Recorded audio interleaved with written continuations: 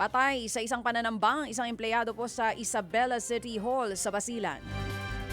Base nga sa investigasyon, papasok pa lamang sa trabaho ang babaeng biktima ng pagbabarili ng mga nakamotorsiklong salarin. Isang utility worker sa Office of the City Mayor ang biktima. Napag-alamang nauna na ring nasawi sa pananambang. Ang dalawa pang kamag-anak ng biktima ilang araw na po ang nakararaan. Iniimbestigahan kung magkakaugnay ang magkakasunod na patayan at kung ano ang motibo sa krimen.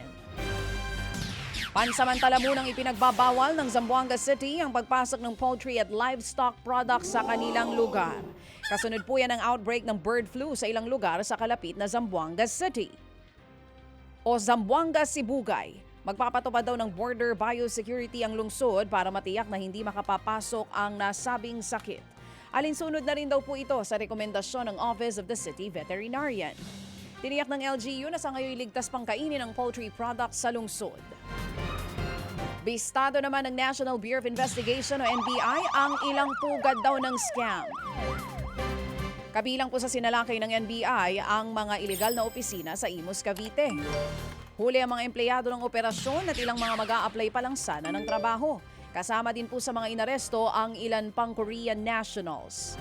Ang modus ng mga inaresto ay mang-scam sa isang online game. Nagbebenta po sila ng account at items para sa mga laro.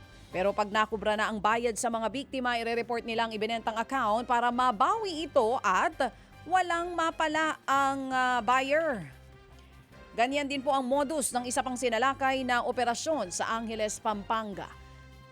Sangkot din po dyan ang dalawang Korean nationals. Mahaharap po ngayon sa mga patong-patong na reklamo ang mga suspect. Mga kapatid, patuloy po kayong tumutok sa 105.9 True FM para sa totoong balita, informasyon, music and entertainment. Mag-subscribe sa aming YouTube channel at podcast at sundan nyo kami sa Facebook, Instagram, X at TikTok sa True Network PH. Bisitahin din po ang aming official website, truefm.ph. At panoorin din kami sa True TV Signal, Channel 19. Kami po ang 105.9 True FM. Laging true sa'yo, kapatid.